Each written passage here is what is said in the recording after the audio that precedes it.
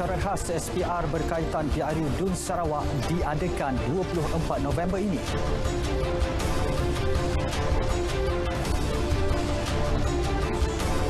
Kapasiti penggunaan katil ICU di HSNZ hampir penuh.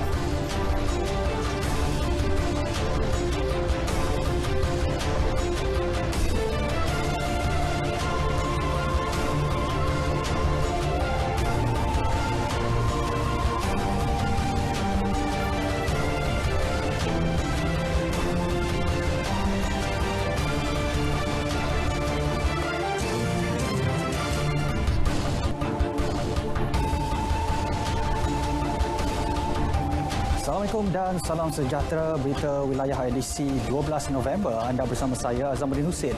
Berita Wilayah akan berlintas langsung dari Sarawak, Sabah dan juga Negeri Sembilan. Baik, fokus hari ini, perkembangan semasa PRU Dun Melaka, kempen secara maya berterusan. Setia bersama Berita Wilayah.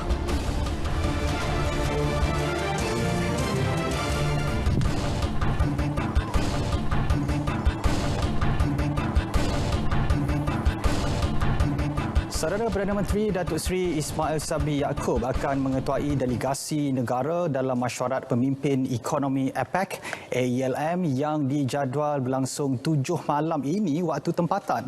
Mesyuarat akan dipengerusikan Perdana Menteri New Zealand Jacinda Ardern disertai 21 pemimpin negara anggota Kerjasama Ekonomi Asia Pasifik APEC. Bertemakan Join, Work, Grow Together, pemimpin ekonomi APEC akan membincangkan isu-isu berkaitan pembangunan rantau berkenaan dari aspek sosial dan ekonomi. Menyedari keperluan menangani kesan COVID-19 dengan pantas, AELM akan turut meneroka usaha dan kerjasama yang diperlukan untuk mempercepat pemulihan ekonomi dan mewujudkan pertumbuhan yang mampan dalam era pasca pandemik. Malaysia akan turut berkongsi pandangan mengenai usaha kolektif strategik bagi pengiktirafan bersama vaksin, langkah yang lebih selamat bagi perjalanan rentas sempadan selain mempergiat penggunaan teknologi dan inovasi untuk pemulihan serantau. Pada akhir penganjuran AELM, pemimpin ekonomi APEC dijangka mengesahkan deklarasi pemimpin ekonomi APEC 2021 dan menerima pakai pelan pelaksanaan wawasan Putrajaya 2040 bagi menetapkan trajektori APEC dan tempoh 2 dekad akan datang.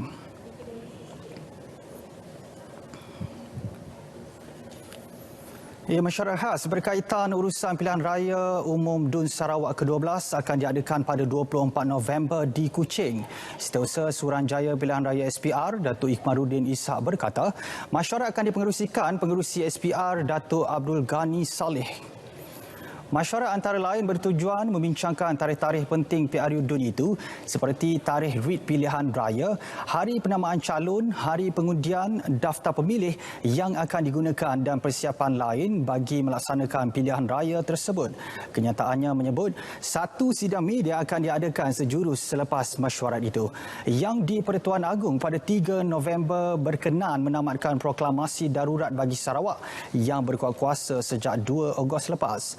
Penamatan proklamasi darurat itu secara tidak langsung memberi laluan kepada PRU Dun Sarawak diadakan setelah tempoh mandat Kerajaan Negeri Sarawak tamat pada 6 Jun lepas.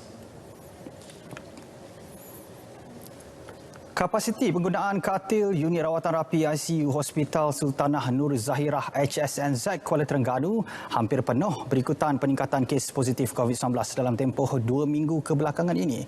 Peningkatan itu dipercayai berpunca akibat pergerakan rentas negeri dan peralihan negeri itu ke fasa 4 pelan pemulihan negara.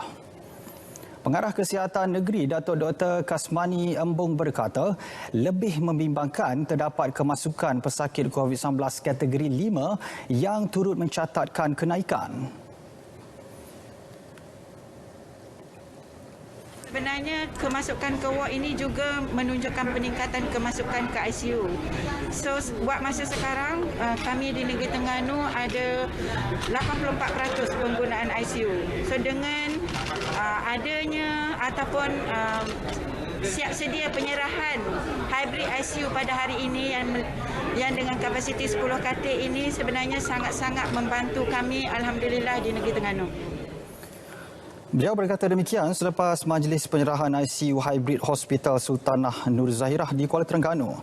ICU Hybrid dibangunkan dengan kos 3.2 juta ringgit itu akan mula beroperasi minggu depan bagi menampung pertambahan jumlah pesakit COVID-19. Baik, Kementerian Kesihatan sedang memantau kemasukan kes COVID-19 ke hospital dan pelbagai indikator lain susulan peningkatan kadar kebolehjangkitan RT negara kepada nilai 1.0. Menterinya Khairi Jamaluddin Abu Bakar menerusi capannya juga meminta orang ramai supaya hadir bagi mendapatkan dos penggalak selepas diberi tarikh janji temu. Katanya warga emas juga diminta mengelakkan berada di kawasan sesak. Sementara itu, Ketua Pengarah Kesihatan Tan Sri Dr. Nur Hisham Abdullah, kadar RT negara kembali kepada nilai 1.0 semalam. 2 wilayah dan 4 negeri mencatat nilai RT melebihi 1.0 iaitu Putrajaya 1.16, Kuala Lumpur 1.04, Selangor 1.03, Kelantan 1.02, Negeri Sembilan 1.01 dan Pahang 1.01.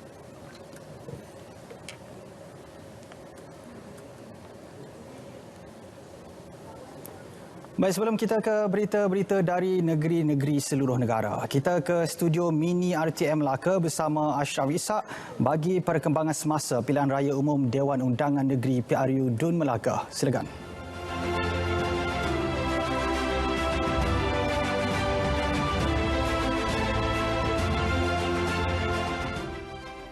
Terima kasih Azam di Angkasa Puri. Manifesto Perikatan Nasional PN bakal diumumkan Ahad ini.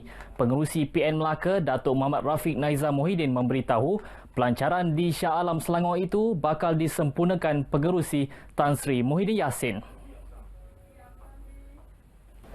Beliau yang juga calon PN Dun Teluk Mas berkata, manifesto secara holistik itu tidak akan meminggirkan mana-mana pihak. Yang mana manifesto ini akan merangkumi ataupun akan disediakan secara holistik. InsyaAllah tidak akan ada pihak yang tertinggal dan kita akan pastikan semua golongan, baik belia, baik wanita, baik warga emas ataupun semua segenap segi, tidak kira Melayu, Cina, India, segala latar belakang kaum, budaya, agama dan bangsa. Jelas Datuk Muhammad Rafiq lagi, manifesto itu menjadi bukti PN Wadah Perjuangan Rakyat berbilang kaum.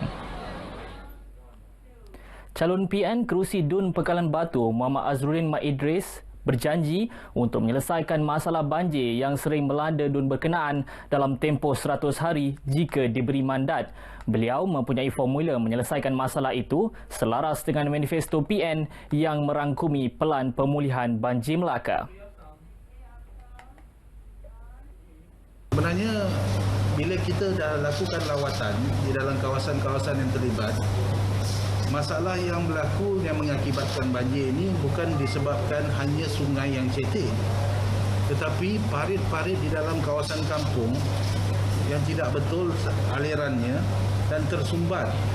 Jadi benda ini sebenarnya harus dijaga oleh adun kawasan. Dan adun kawasan mungkin boleh maklumkan kepada PBT, pihak berkuasa tempatan, untuk menyelenggara longkang-longkang dan parit ini supaya masalah banjir ini dapat diatasi. Formula itu katanya tidak sukar untuk dilaksanakan namun tidak dijalankan oleh pihak yang mewakili kawasan tersebut. Selain itu, tumpuan turut diberikan kepada masalah ruang tempat letak kenderaan di Hospital Melaka yang semakin padat menyebabkan orang ramai yang hendak mendapatkan rawatan di hospital terpaksa meletak kenderaan di tepi jalan sehingga mengganggu pengguna jalan raya lain. Projek Loji Rawatan Air LRA yang bakal dilaksanakan sekitar Jasin membolehkan manfaat air bersih lebihan menjelang 2022 diterima penduduk setempat. Setiausaha Kerajaan Negeri Datuk Kamil Muhammad memaklumkan projek Loji Kompak Cincin itu dibangunkan dengan kapasiti 30 juta liter air melibatkan peruntukan mencecah 40 juta ringgit. Bila cuti perayaan, tahu New Year is coming, ya, tahun baru Cina lepas tu, dan insyaAllah apabila selepas apabila kita menyambut Tahun Baru Cina nanti, pengasingan tu dah boleh berlaku. Maknanya daripada loji Melima tu kita dah boleh support di Melaka Tengah, dan keperluan di Jasin ini akan disokong sepenuhnya, dibekas sepenuhnya daripada loji cincin ini. Dengan adanya loji Kompak Cincin, ia bakal membekal air bersih kepada lebih 24,000 akaun hanya di daerah Jasin. Sementara itu, beberapa projek loji baru bakal dilaksana di negeri ini, termasuk di Masjid Tanah, melibatkan 90 juta liter bagi kawasan sekitar Masjid Tanah dan Alor Gajah. Pembekalan air bersih akan dilakukan secara berperingkat. Melakukan aktiviti sukan dan riadah antara langkah dilakukan calon Barisan Nasional BN Kerusi Dun Macap Jaya bagi mendekati pengundi, khususnya golongan belia. Menurut Wee Hee Sam, aktiviti itu bukan baru baginya, malah sudah menjadi rutin harian. Selain baik untuk kesihatan, sukan dan riadah juga dapat mengeratkan hubungan antara kaum. Ya, kita memang galakkan sukan macam ni, futsal semua. Memang sekarang masih COVID, fasa keempat. Bukan semua lah. Lepas tu, saya akan galak semua lah. Buat pertandingan bola sepak, bola pelanjang, futsal, badminton. Masa tu kalau menang, kita boleh selalu anjur lah. Macam piala YB apa tu. Wee Hee Sam juga mahu membawa beberapa pembaharuan, termasuk memperkenalkan dan menambah baik sektor eko-pelancongan di kawasan Dun Macap Jaya, sekaligus dapat membantu menambah pendapatan penduduk setempat. Dalam pada itu, kempen secara maya terus rancak. Berikut kemas kini harian di media sosial calon-calon bertanding dari pelbagai parti. Calon Barisan Nasional BN Kerusi Tanjung Bidara, Datuk Seri Abdul Rauf Yusof berkongsi aktivitinya melawat golongan warga emas di sekitar kawasan berkenaan. Selain itu, beliau turut meluangkan masa santai di warung kopi bagi mendekati pengundi. Calon Perikatan Nasional PN Dun Duyong, Datuk Kamordin Siddiq melalui laman Facebook rasminya PAS N21 Dun Duyong mengambil pendekatan berkongsi video-video aktiviti beliau melawat dan membantu mereka yang memerlukan. Calon Pakatan Harapan PH Dun Ai Molek Rafi Ibrahim pula berkongsi aktivitinya mengedar risalah kempen kepada penduduk di kawasan itu sambil berbasikal. Bagaimanapun, calon parti Bumi Putera Perkasa Malaysia Putra dan Bebas dilihat tidak terlalu aktif menggunakan platform Facebook. Sebagai contoh, calon Putra Dun Gadik Laila Norinda Maon hanya memuat naik satu perkongsian hari ini dengan memaparkan gambarnya bersarapan di sebuah kedai sekitar kawasan Dun berkenaan. Manakala perkongsian terakhir dibuat calon bebas Dun Teluk Mas Arif Adli pula pada semalam mengenai lawatannya di gerai-gerai sekitar Teluk Mas. Golongan belia Melaka mengharapkan kerajaan negeri yang baru memberi tumpuan kepada beberapa isu melibatkan golongan berkenaan, antaranya isu berkaitan pendidikan dan peluang pekerjaan.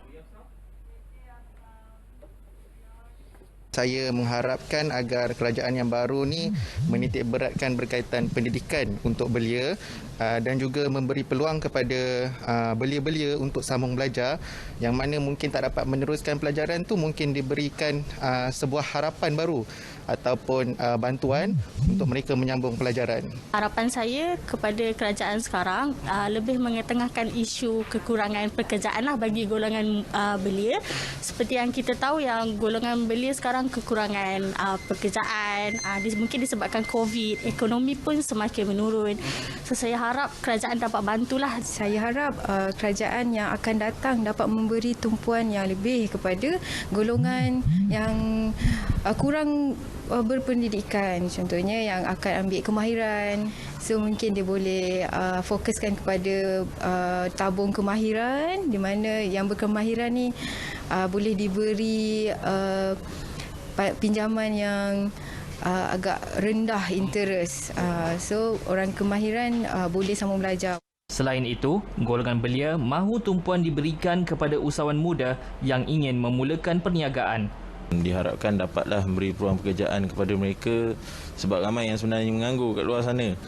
dan ramai juga yang mencari pendapatan melalui perniagaan sendiri, dan harap juga kepada kerajaan memberikan bantuan kepada peniaga-peniaga muda lah dekat Malaysia ni, especially di Melaka, supaya mengeluarkan bantuan-bantuan yang walaupun agak setimpal tapi agak bermakna bagi diorang. Macam saya kan golongan muda, so saya nak macam peluang pekerjaan untuk graduate tu lebih menjana lah. Lepas tu kalau macam bisnes untuk belia muda tu dapat kos yang untuk dia mulakan bisnes tu sendiri.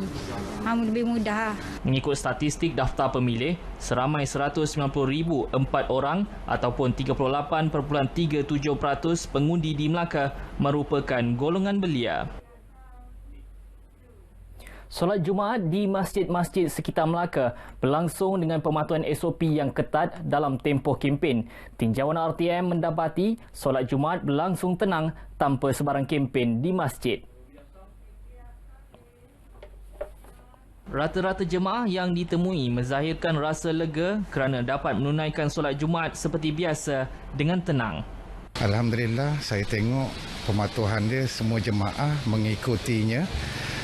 Secara praktikalnya telah lama mereka lakukan, sebelum ini pun sama juga. So penguatkuasaan daripada ahli lembaga masjid juga agak bagus. Memang benar, saya mengharapkan supaya rumah ibadah ini adalah satu tempat yang bebas daripada segala kegiatan politik. Di mana apabila kita berpolitik bebas di luar, tetapi di sini kita sama untuk beribadah sahaja. Setakat ini memang kita kekalkan SOP. Jadi yang mana saya tengok yang tak ada, saya mengelolakan di sini, yang mana tak ada bawa sejadah, kita suruh dia duduk bawah lah. Kalau yang dah ada kosong, kita terpaksa juga bagi dia ni lah. Kalau kita nak tak kasih dia masuk pun tak boleh juga, pasal orang nak semayang. Jadi kita terpaksa ketat kan. Sebab ini masjid. Kalau kita nampak dia berkempen, kita akan nasihatkan dia lah. Tempat ni tempat ibadat, bukan untuk berkempen. Okey, untuk yalah, sekarang kita masih lagi dalam proses endemik COVID-19. Jadi kita memang keperluan untuk kita menjaga SOP. SOP itu amat penting untuk kita mengekang penularan wabak COVID-19 ni daripada terus merebak. Dan tentulah untuk pilihan raya kali ini ramai pihak-pihak daripada luar yang akan hadir untuk menggerakkan jentera kempen pilihan raya mereka. Jadi untuk di pihak masjid, bagi pihak masjid pun kalau boleh mereka mematuhi SOP sedia ada ni.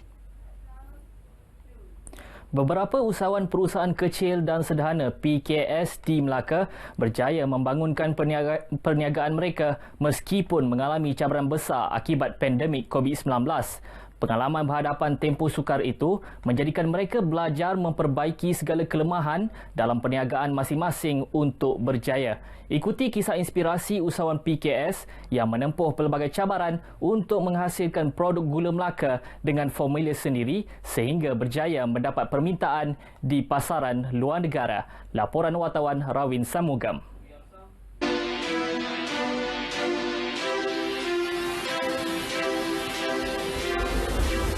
Gula Melaka dan gula Melaka perlu diproses satu hari sebanyak 700 kilogram.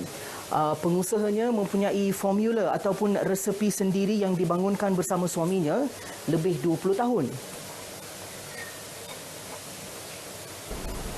Pengusaha gula Melaka Nur Aziza Omar berkata, pada permulaannya, gula ini dimasak secara manual.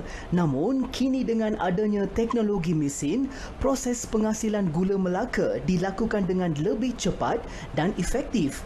Beliau bersama suaminya Nazri Rusli meraih keuntungan 2 kali ganda iaitu lebih RM30,000 semasa pelaksanaan PKP tahun lepas. Permintaan dari seluruh negara bagi gula Melaka menyaksikan peningkatan daripada 8 tan ke 15 tan sebulan. Sekarang saya ada dua lah. Satu pakai brand saya sendiri dan juga satu adalah OEM di mana ambil produk saya secara pukal dan dia akan repacking balik dan dia akan pakai label dia. So banyak daripada OEM lah untuk digunakan lah untuk secara pukal. Sebab pasaran kami dah sampai ke peringkat 1 Malaysia dan Sabah Sarawak Sarawak, Singapura, dan insyaAllah dalam masa yang akan datang kita cuba ke Thailand dan juga Vietnam. Keunikan produk keluarannya, gula Melaka Peroi yang memudahkan penggunaannya tanpa diketul atau hiris seperti gula Melaka lain di pasaran. Gula Melaka Peroi ni kita menghasilnya dan R&D sendiri selama setahun lah juga lama sebab saya buat ni kira dah 4 peringkat. So maknanya peringkat yang terakhir ni adalah peringkat yang keempat lah. So formula dia memang kita kena ubah dan cari sampai dia menjadi ketahanan yang lama sehingga tahan gula Peroi ni selama 1 tahun. Bantuan daripada kerajaan ini yang kami dapat adalah Jabatan Pertanian yang sentiasa memantau, dan kami juga adalah usahawan yang dibimbing oleh Jabatan Pertanian supaya dia nak meningkatkan produktiviti kami, dan juga bantuan yang disalurkan pun alhamdulillah jadi tak ada masalah dari segi mesin apa semua yang dia bagi kami gunakan hingga kami dapat menghasilkan produk yang lebih banyak.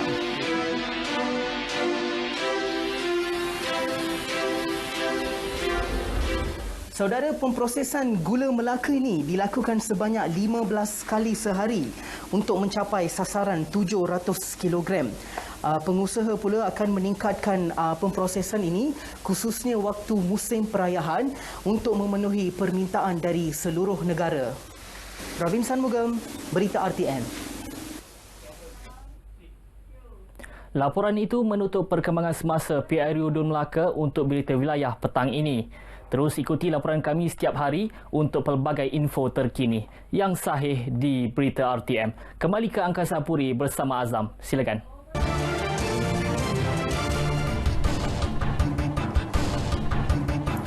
Baik, kita ke Sarawak Bumi Kenyalang. Tumpuan hari ini berkaitan SOP Pilihan Raya Umum Dewan Undangan Negeri PRU Dun Sarawak ke-12. Perencanaan lanjut bersama Bu Mahwin. Silakan. Ya Azam, terima kasih. Prosedur operasi standard bagi Pilihan Raya Umum Dewan Undangan Negeri PRU Dun Sarawak yang bakal diadakan kelak diharap realistik dan turut mengambil kira SOP yang relevan bagi penduduk pedalaman Sarawak khususnya di kawasan hulu sungai. Timbalan Ketua Menteri Dato' Amar Douglas Sugambas memaklumkan ia penting memandangkan senario pilihan raya kali ini berbeza dari sebelumnya dalam memastikan kempen pilihan raya kelak berjalan lancar serta mengekang penularan jangkitan COVID-19. Dato' Amar Douglas Sugam jelaskan setakat ini pihaknya menunggu SOP yang akan dikeluarkan oleh Suruhanjaya Pilihan Raya Malaysia dan Kementerian Kesihatan Malaysia KKM. Suruhanjaya Pilihan Raya SPR dalam kenyataannya hari ini memaklumkan mesyuarat khas berkaitan urusan Pilihan Raya Umum Dewan Undangan Negeri PRU Dun Sarawak ke-12 pada 24 November ini di Kuching. Beliau menyatakan demikian kepada pemberita selepas menyampaikan geran operasi COVID-19 dari Unit Hal Ehwal Agama-Agama Lain Unifor Sarawak di Wisma Bapa Malaysia Kuching. Dalam majlis ringkas itu, Dato' Amar Douglas yang juga pengerusi Unifor Sarawak berkata geran tersebut adalah bagi membantu meringankan beban operasi setiap institusi agama-agama lain di Sarawak. Pada majlis itu, sejumlah 3.896 juta ringgit geran operasi COVID-19 disampaikan kepada 30 institusi agama di negeri ini, antaranya gereja-gereja Buddhis dan Taois, Persatuan Kebajikan Kristian Komuniti, Persatuan Kuil Sikh Sarawak, Kuil Sri Mahamariaman Matang dan Pertubuhan Kesedaran Krishna Antarabangsa. Baik, sementara itu SOP PRU Dun Melaka diyakini wajar dan boleh diguna pakai di Sarawak. Menyambut baik perkara itu, Menteri Muda Pemodenan Pertanian, Tanah Adat dan Pembangunan Wilayah Dato' Dr. Abdul Rahman Ismail berpendapat pendekatan untuk berkempen menerusi media sosial pada PRU Dun Sarawak ke-12 disifatkan wajar dengan situasi semasa. Saya yakin SOP di Melaka akan diguna pakai juga di Sarawak. Jadi kita kena ikut SOP lah. Dan bagi saya, bagi kita lah, bagi kawasan Dun Bukit Kota ini, kita sebenarnya dah bersedia awal dengan beberapa option lah. termasuk juga menggunakan media sosial sebagai cara kempen utama. Datuk Dr. Abdul Rahman yang juga pengerusi PBB Bukit Kota memberitahu setakat ini jenteranya kini bersiap sedia sepenuhnya menghadapi pilihan raya kali ini dan optimis platform media sosial akan digunakan bagi tujuan itu. Beliau menyatakan demikian kepada media selepas melawat pembinaan projek lapangan rekreasi Limbang. Mengulas lanjut mengenai projek itu, beliau menyatakan kerja-kerja pembinaan kawasan rekreasi itu telah dimulakan pada 15 September lepas dengan kos berjumlah 15 juta ringgit peruntukan Jabatan Lanskap Negara yang diluluskan pada tahun 2019. Projek yang dibangunkan di tapak lapangan terbang lama Limbang berkeluasan 20 ekar itu akan mengambil masa selama 18 bulan dan dijangka siap Mac 2023. Ia bakal menempatkan pelbagai kemudahan untuk kegiatan rekreasi dan riadah untuk semua golongan seperti sukan tradisional, padang bola sepak mini dan pentas persembahan. Pemberian dos penggalak di seluruh Sarawak adalah mengikut polisi terkini Kementerian Kesihatan Malaysia KKM dan hanya vaksin jenis Pfizer Comirnaty telah dibenarkan sebagai dos penggalak kepada penerima dos primer Pfizer atau Sinovac. Timbalan Pengarah Kesihatan Sarawak Dr. Rosmawati Arifin menjelaskan walau bagaimanapun vaksin jenis Sinovac Coronavac hanya digunakan sebagai dos penggalak dalam keadaan tertentu sekiranya penerima vaksin mempunyai kontra penunjukan kontraindikasi atau alahan kepada vaksin jenis Pfizer. Tambahnya pemberian dos penggalak juga diberi dengan mengambil kira kategori keutamaan golongan berisiko dan jarak masa yang telah ditentukan mengikut jenis vaksin dos prima diterima sebelum ini. Polisi ini adalah sejajar dengan pekeliling serta arahan semasa berkenaan pelaksanaan pemberian dos penggalak dan dos ketiga daripada KKM. Dr. Rosmawati menyatakan demikian dalam kenyataan media bagi menjawab ahli Dewan Undangan Negeri Adun Bukit Asik yang mempersoalkan adanya vaksin penggalak jenis Sinovac diberikan kepada penduduk Sabah berbanding penggunaan vaksin jenis Pfizer di Sarawak. Sebuah bangunan makmal lama di Sekolah Menengah Kebangsaan SMK Terusan Lawas terbakar petang semalam. Ketua Bomba Zon 7 Awangku Muhammad Azmin Awang Zainal memaklumkan pihaknya telah bergegas ke lokasi kejadian setelah menerima panggilan kecemasan pada pukul 4.45 petang semalam. Menurut Awangku Muhammad Azim, pasukan bomba mengambil masa selama setengah jam untuk memadamkan kebakaran yang berlaku sebelum operasi tersebut ditamatkan. Tambah beliau, tiada kemalangan jiwa dilaporkan dan punca kebakaran masih dalam siasatan. Mahkamah Session Bintulu semalam telah menjatuhkan hukuman penjara 8 tahun beserta 3 sebatan ke atas 4 warga asing atas pertuduhan merompak kapal tangki Tesai di perairan Bintulu pada tahun 2018 lepas. Pemangku Pengarah Zon Maritim Bintulu, Effendi Mohamed Fadil, dalam kenyataan media memberitahu mereka berumur antara 37 tahun hingga 49 tahun itu telah ditangkap pada 4 Ogos 2018 lepas. Keempat-empat tertuduh sebelum ini telah dijatuhkan hukuman penjara selama 5 bulan beserta 3 sebatan selepas mengaku bersalah tinggal di Malaysia tanpa permit sah mengikut Akta Imigresen 1959-63 pada September 2018 lepas. Mereka juga telah mengaku bersalah merompak kapal tangki tersebut di hadapan Hakim Nur Hamizah Saifuddin semalam dan dihukum penjara maksimum 20 tahun beserta sebatan mengikut Seksyen 395 Kanun Keseksaan. Kesemua tertuduh diwakili peguam bela selepas proses prosiding pendakwaan yang dikendalikan oleh Timbalan Pendakwa Raya Daniel Ilham Kamarudin. Ujar Effendi lagi, pihak maritim percaya dengan tumpasnya ahli sindiket kumpulan ini, ianya dapat membantu menyelesaikan beberapa siri kes rompakan di laut yang dilaporkan sekitar tahun 2016 sehingga tahun 2018. Baik saudara, sekian perkembangan berita dari Sarawak. Kita kembali bersama Azam di Angkasa Puri. Silakan Azam. Baik Buma, terima kasih. Saudara, kita ikuti perkembangan cuaca semasa bersama pegawai meteorologi Muhammad Nafizi Mat Napiah.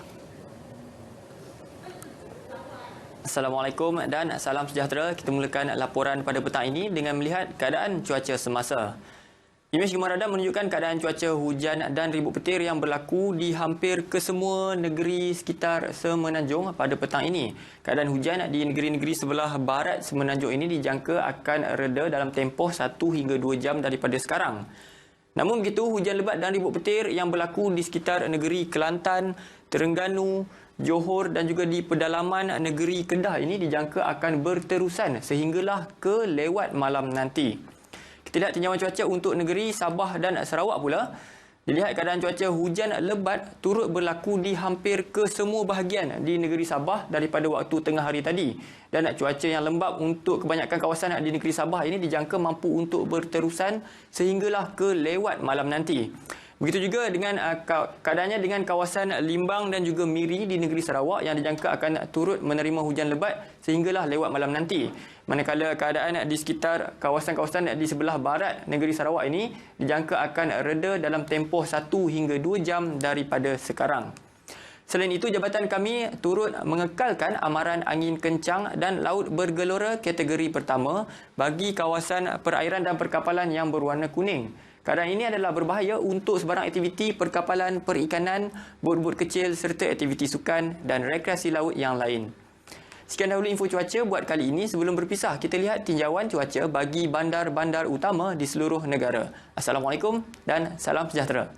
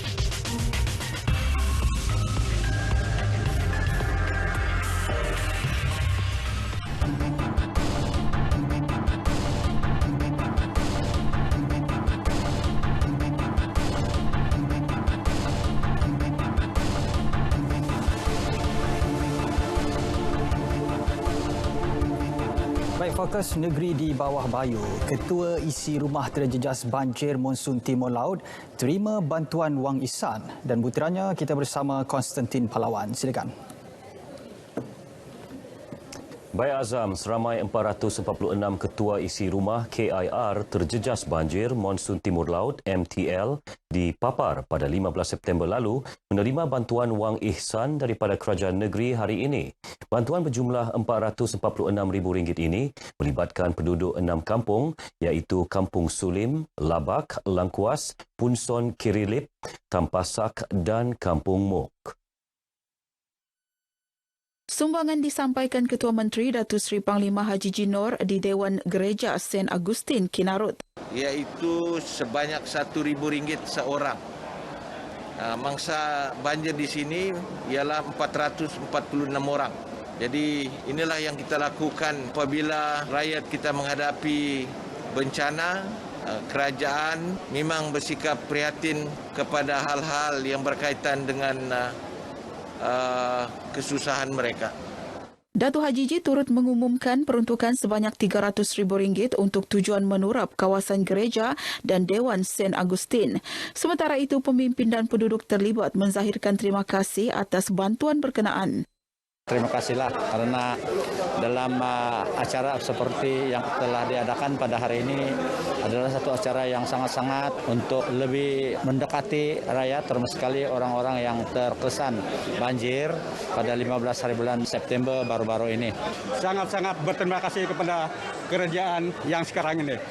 Dan satu lagi yang paling mustahak peruntukan itu yang diumumkan membuat kami seluruh warga yang berada di sini sangat berterima kasihlah. Terima kasih kepada Ketua Menteri Sabah sebab dia bertukus lumuslah datang untuk memberi kami bantuan yang sebanyak inilah. Kan cukup terima kasih. Macam sungguh gembira lah. Perasaan saya memang gembira lah sebab tiadalah yang kami harap melainkan bantuan daripada yang bangsa banjir di Kampung Selim ataupun di mana-mana yang kena. Jadi ini bersyukurlah dapat kita kerjaan yang boleh membantu. Turut hadir Ahli Dewan Undangan Negeri Adun Kawang, Datuk Gulam Haidar Han dan Setiausaha Kerajaan Negeri, Datuk Seri Panglima Safar Untung. Seramai 1,011 individu di Borneo telah mendapat manfaat melalui program pengurusan hilang upaya Return to Work RTW, Pertubuhan Keselamatan Sosial Perkeso. Kesemua mereka berjaya ditempatkan semula di sektor pekerjaan masing-masing atau menjadi usahawan.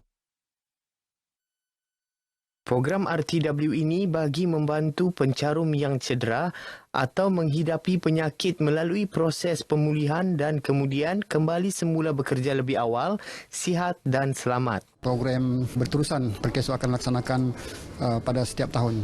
Di samping kita membantu orang kelainan upaya ini untuk berdikari, tetapi juga kita memberi ataupun berkongsi pengalaman ataupun kemahiran baru untuk mereka melangsungkan kehidupan.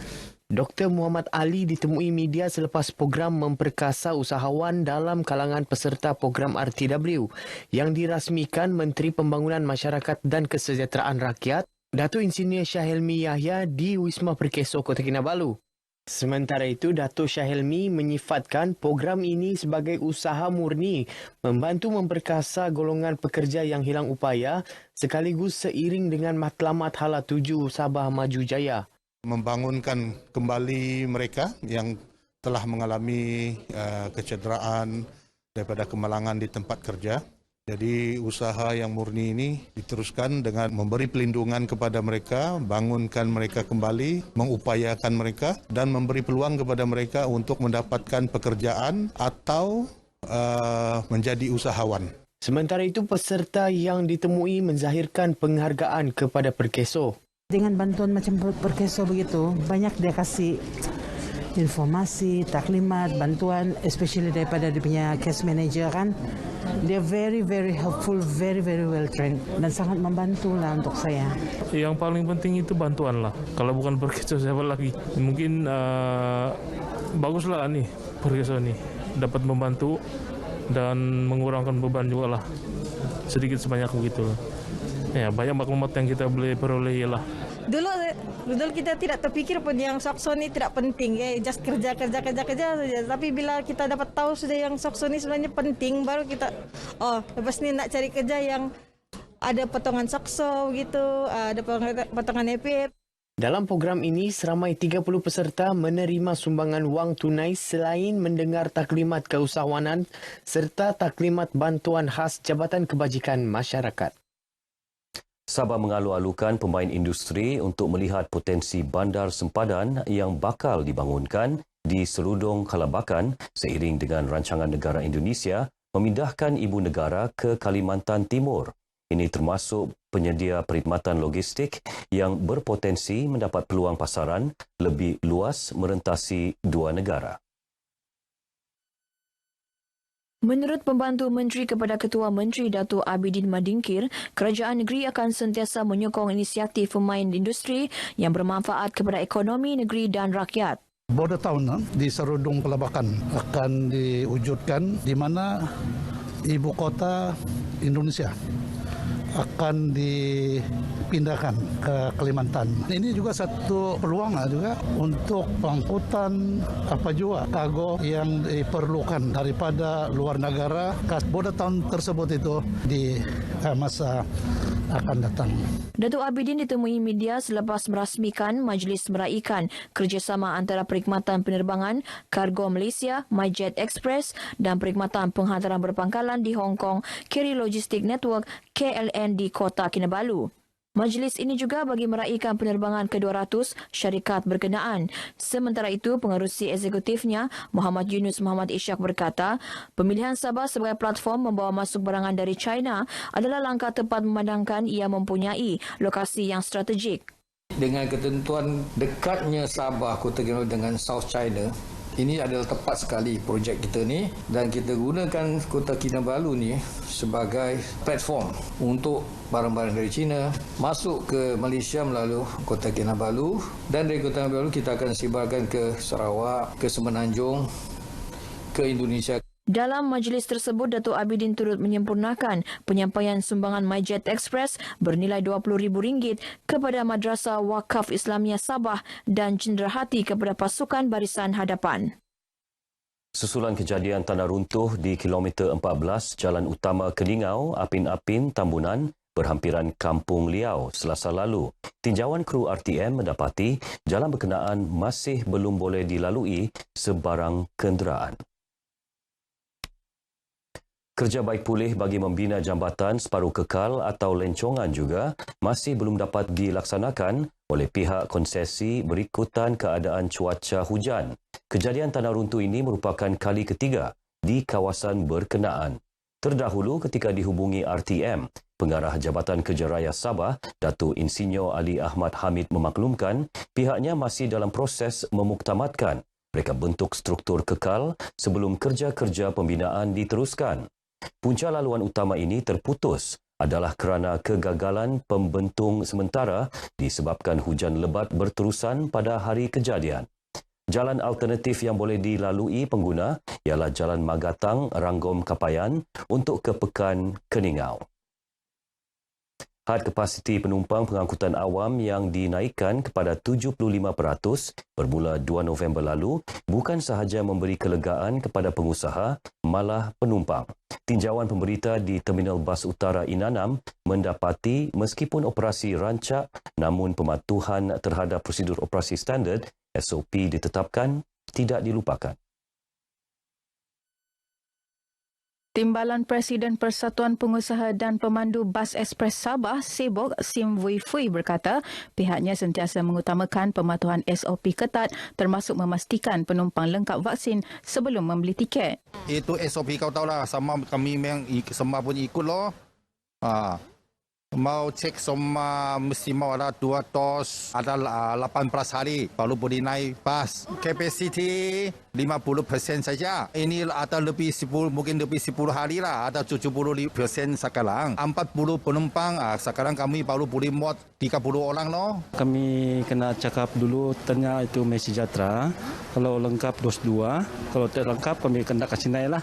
Kami kena jual tekan tiket. Sekarang ni ada kena 75% kan. Sekarang pun SOP kami masih kena yang separuh tu masih berjarak-jarak lah. Saya ucapkan terima kasih lah kepada Kerajaan Negeri Sabah telah membuka ruangan kita untuk ke daerah dan juga negeri. Dan sekarang terminal kita pun sudah buka seperti biasa. Tetapi walau bagaimanapun kita berharap kepada rakyat terutama yang negeri Sabah ni kena sentiasa jaga SOP lah. Begitu juga dengan pengusaha-pengusaha bas yang ada di sini. Sabah yang telah beralih ke fasa 4 Pelan Pemulihan Negara PPN pada Isnin lalu dijangka akan terus menerima kemasukan pengunjung berikutan lebih banyak kelonggaran dibenarkan. Demikian paparan dari Sabah petang ini bersama saya Konstantin Pahlawan. Amalkan kawalan kendiri, patuhi SOP. Kembali bersama Azam di Angkasa Puri, silakan. Ya baik, terima kasih Konstantin langsung dari Sabah. Baik, sebuah sistem baharu dalam membantu pihak hotel menyediakan linen berkualiti tanpa sebarang kos permulaan telah diperkenal di Port Dickson. Dan untuk butiran lanjut bersama Azlina Kamarudin, silakan.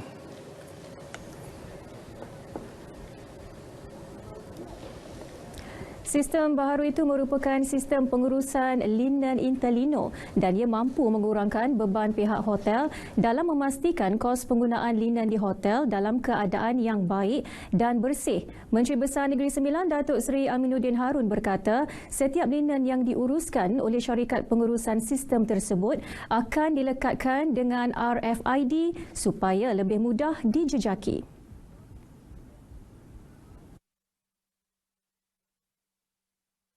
Saya yakin ini akan membantu daripada segi kos pihak hotel bagi mengurangkan kos awalan mereka, dan ini juga akan memastikan menang-menang yang kita selalu nyatakan dalam proses yang baik. Jadi pihak syarikat, pihak Dobi, pihak hotel mendapat faedah daripada pengenalan sistem ini. Pengerusi Persatuan Hotel-Hotel Negeri Sembilan, Haziz Hassan, turut menggalakkan operator hotel di negeri ini untuk menggunakan sistem pengurusan berkenaan agar dapat menampung kekurangan tenaga pekerja. Jadi dengan adanya sistem ni LMS ni yang diperkenalkan Intelino amatlah baik dan ia menjimatkan kos hotel-hotel ni pasal kita tak perlu beli. Dia punya linen ni sebanyak 4 pah. Jadi dia akan beri pada kita, cuma kita bayarkan kos cucian tu yang kita guna. Dengan hanya 1 second saja kita akan dapat detect semua sekali. Dari segi ini dengan ketepatan yang hampir 100%. Jadi saya rasa semua hotel seboleh-bolehnya boleh menggunakan sistem ini, memudahkan segala urusan mereka dari segi urusan harian dan juga urusan perhotelan itu sendirilah. 3 Regional Forward Base RFB diwujudkan sebagai penempatan awal logistik Jabatan Bomber dan Penyelamat Malaysia JBPM menghadapi monsun Timur Laut. Ia ditempatkan di Pulau Pinang, Johor dan Terengganu. Menurut Timbalan Ketua Pengarah Operasi JBPM, Dato' Abdul Wahab Mat, 9 aset udara siap sedia menerima arahan bagi memberi bantuan penyelamatan kepada negeri yang terjejas. Sekarang ini tidak menentu. Kadang-kadang kita kawasan yang prone banjir ini tidak besar, yang kawasan baru. Yang tu kita juga telah mengambil kira dan negeri-negeri ini memang diarahkan bersiap sedia. Macam tahun lepas juga Negeri Sembilan tetap membantu di kawasan Maran menghantar aset dan juga keanggotaan. Beliau berkata demikian selepas melancarkan program kesiapsiagaan monsun Timur Laut JBPM Negeri Sembilan di Port Dickson. Media juga merupakan platform penting tak kala negara menuju ke fasa endemik COVID-19.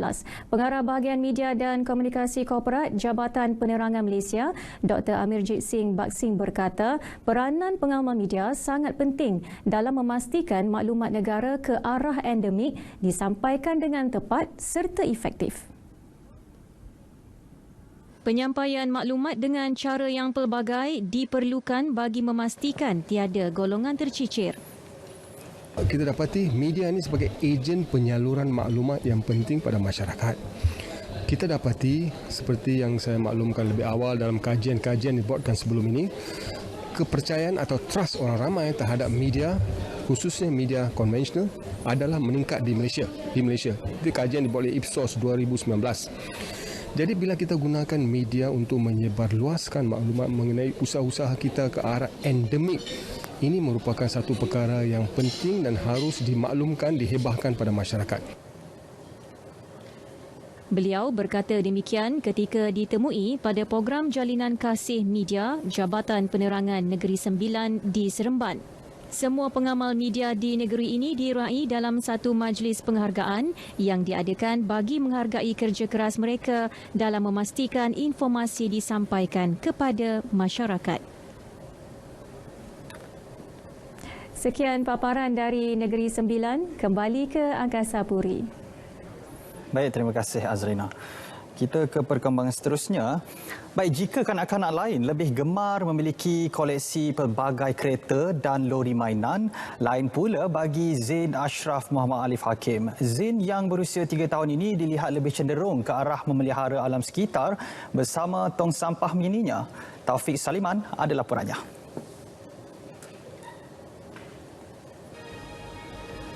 Ibarat melentur buluh, biarlah dari rebungnya. Pepatah itu cukup tepat buat Zain Ashraf yang suka mengutip sampah dan memastikan rumah yang didiaminya bebas sampah, biarpun secebis kertas. Bapanya Muhammad Alif Hakim Jaiz berkata, anaknya mula menunjukkan minat terhadap tong sampah dan lori sampah seawal usia setahun 8 bulan. Anaknya cukup teruja apabila melihat lori sampah lalu di hadapan rumahnya, sehinggakan ramai pekerja pembersihan sudah mengenalinya. Setiap kali ke pantai, anaknya juga akan membawa 1 atau 2 tong sampah mininya ke pantai. Kalau kat rumah, kalau kalau saya nak buang sampah, dia akan terus nak ikut. Dia nak ikut, tolong bukakan dia punya tong sampah, tolong tutupkan. Lepas tu bila lori sampah tu datang, dia teruja suruh orang buka pintu. Dia nak tengok orang tu buat sampai orang tu habis dekat ujung. Bukan itu sahaja, apabila ke rumah pengasuh, Zain tetap akan membawa tong-tong sampah miliknya. Dia akan bermain tong sampah mini itu bersama rakan-rakan lain dan anak-anak pengasuh. Tapi kalau lori sampah ni, dia main akan macam, dia akan main je lah. Benda tu dia akan jaga. Lagi-lagi tong sampah. Tong sampah dia memang dia sayang sangat. Dia akan main je benda tu. Kita belikan mainan lain, sekejap dia main lagi tong sampah tu semula.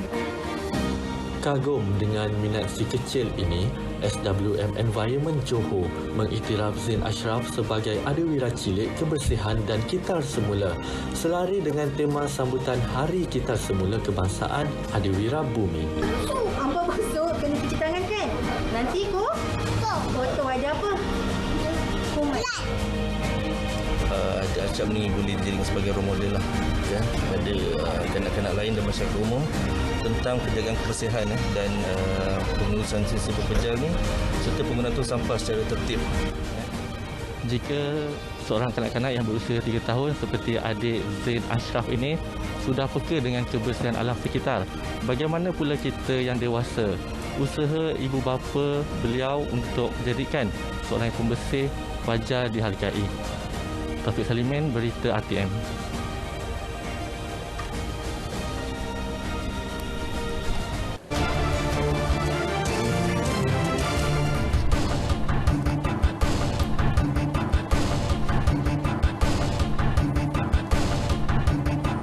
Seramai 337,765 daripada 5 juta pekerja sektor informal di seluruh negara telah mencarum di bawah skim keselamatan sosial pekerjaan sendiri SKSPS setakat 5 November lalu. Timbalan Menteri Sumber Manusia Datuk Awang Hashim berkata, bagaimanapun jumlah pendaftaran di bawah skim berkenaan masih rendah. Menurut beliau, manfaat skim ini perlu diperluaskan bagi memberi pendedahan keselamatan dan jaminan pekerjaan terutama sektor perikanan.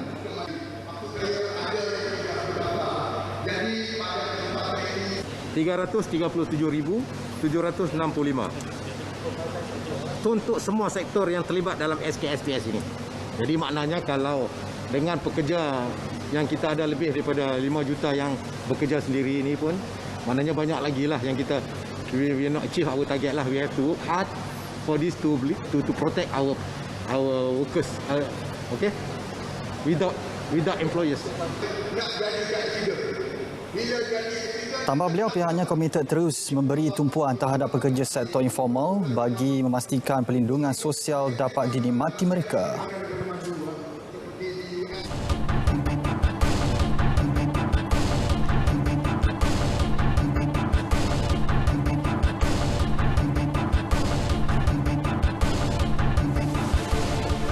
Kempen beli barangan Malaysia dilihat sebagai pemacu kepada promosi besar-besaran pembelian pada harga patut. Selain menjurus kepada kuasa beli rakyat, Kementerian Perdagangan Dalam Negeri dan Hal Ehwal Pengguna KPDNHEP optimis ia akan menarik minat rakyat tempatan untuk berniaga. Kita ikuti laporan disediakan wartawan Muhammad Najib Masyur. Usaha berterusan KPDNHEP dalam menerapkan rasa cinta barangan keluaran tempatan kini berada pada tahap membanggakan.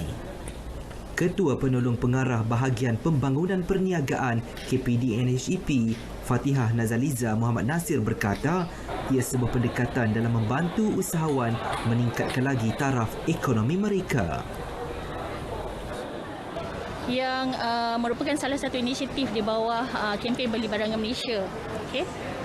Program ini membantu pengusaha tempatan untuk tujuan penjenamaan produk-produk mereka dan seterusnya membantu menembusi pasaran yang lebih besar di negara ini.